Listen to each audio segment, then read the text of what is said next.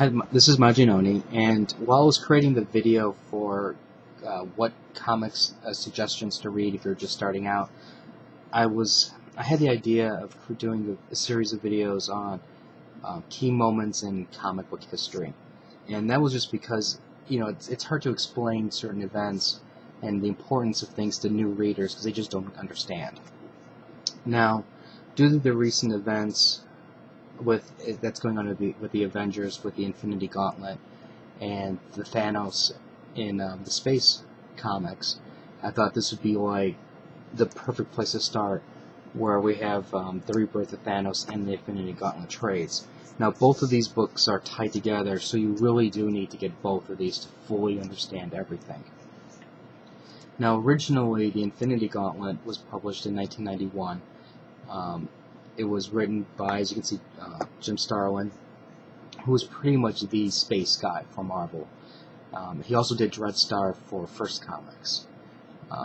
Then you had George Perez, who was like the god of illustrators. And he later on, he did the Teen Titans, he did the Wonder Woman, the War of the Gods, and he even, he's still doing books today. Crisis on Infinite Earths is another example. That's a little bit older, but unfortunately, due to his age and health, his output isn't that much. And you had Ron Lim, who was basically the Silver Surfer artist.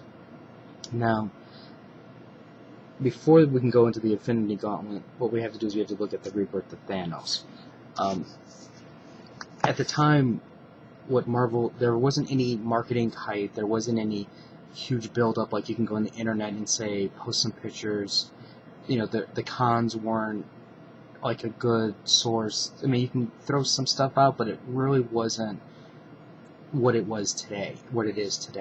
Because you didn't have the internet, you didn't have the blogs, you didn't have podcasts, nothing. You would get maybe the Comic Weekly newspaper type thing that you had to pay for, or you might get, if your comic store was good, you might get a little flyer that said, hey, here's some titles that you might want to look out for. So when they did this, you really had no clue. You really just had to go by blind faith and hope that what you were reading was worth it, basically. Now, with the rebirth of Thanos, it starts off here with Silver Surfer, and in a nutshell, what's going on is Silver Surfer meets Thanos. Thanos tricks him because he's trying to plan his run to get all the Infinity Gems, and he knows that the Silver Surfer's stuck. I mean, not stuck, but he's basically his major opposition to prevent that from happening. So he tricks the Silver Surfer and prevents him, from his quest. Then what happens is, the story then goes to a mini-series called Thanos' Quest. And in this storyline here, what you is these cosmic entities. There was, like the Champion, the Gardener, the In-Betweener, the Collector, and there was all these different of these beings, and they had these gems, and each gem had a special power. There was like time, space, mind, soul, reality, and power.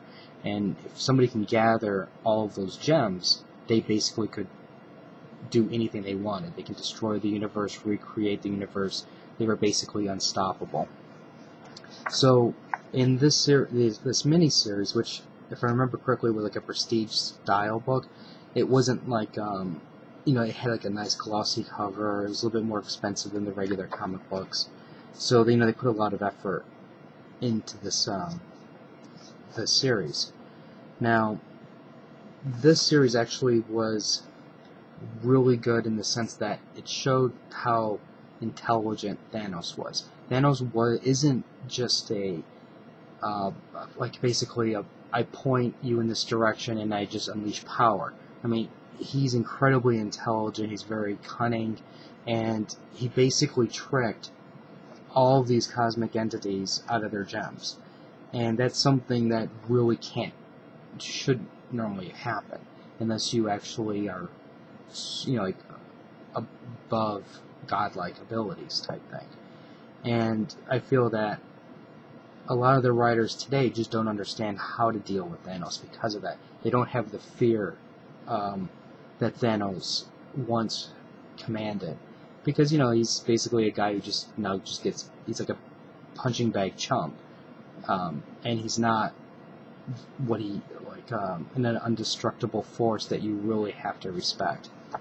Now, the whole thing is Thanos is basically looking to get the Gauntlet, all the Infinity Gems, so this way he can appease his girlfriend Death, and he promised that he was going to kill half the universe.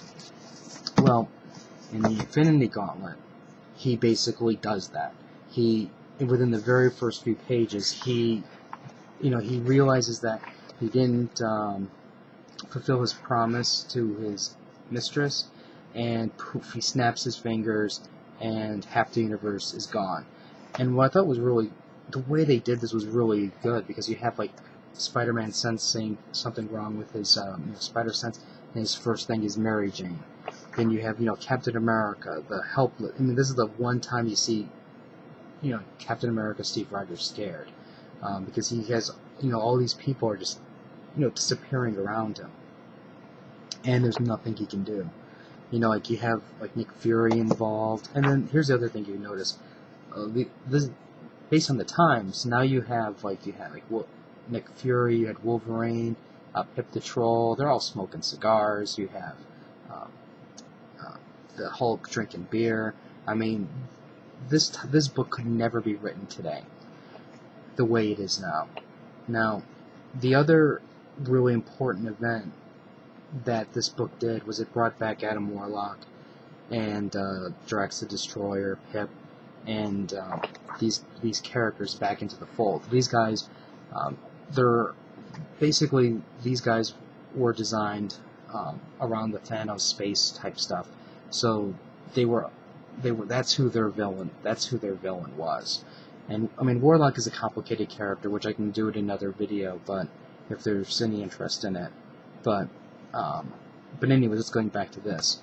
What we have here is a collection of the remaining superheroes, and then their job is basically to, shut down Thanos and try to save the universe.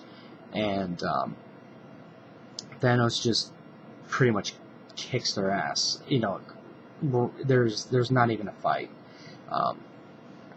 Later on, we get to see the cosmic entity type people, like Galactus and the Celestials and people like that. And I personally just love this cover here. But anyways, I'm not gonna spoil the ending because I don't want to ruin the book for the people who want to read it. But anyways, this really established Thanos as a major player in in terms of the power level scale. And if the Hood gets all of these gems, it's pretty much, in theory, the Avengers alone just can't beat this guy. You need everybody to try to beat this guy, and even then, they couldn't beat Thanos with just by force. They have to basically use a lot of intelligence and trickery and things like that. Now, the popularity of the Infinity Gauntlet did spawn a couple of offshoots. There was our miniseries. There was the Infinity Crusade, the Infinity War. I think there was the Infinity Abyss or something like that. And then eventually there was a comic called The End.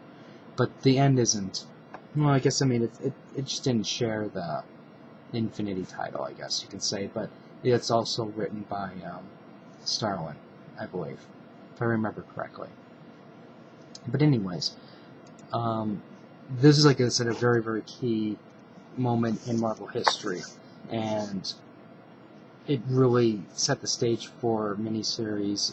If I remember correctly, this was also one of the very first major crossovers, because you did have the Infinity Gauntlet, and you had all these other just different offshoot comics that they'd say there's a problem in the world type thing, and then read this book to figure out what's going on type thing. And it was because of books like this and Crisis on Infinite Earths and things like that that finally we got the types of crossovers that we are getting today. Because they Marvel and DC realized how big the money revenue this thing was. But anyways, as I was saying, this is like a really good read. If like so these are the hardcover versions, so they're like $30 each. I think this is like 25. No, both of them are $30. So you can probably find them on Amazon, InStockTrades.com, or go to your local comic shop. Sometimes they have sales, and even though that the book might, you might be paying full price, keep in mind you got shipping, and you're also supporting your local store. But anyways, I keep saying that for some stupid reason. These are really entertaining reads. They're not old enough that it causes your brain to lock up as you're reading it, like some of the older stories do. But I think this is like one of the key defining moments in Marvel's history, and I would highly recommend reading it. If you have any comments or questions, let me know. If you have any recommendations, or if you have any ideas of videos like the history of Marvel, or even the history of DC, even though that might take me a little bit longer to do those, let me know. I'll see what I can do and get those out. Rate the video up or down, let me know what you think, and until next time.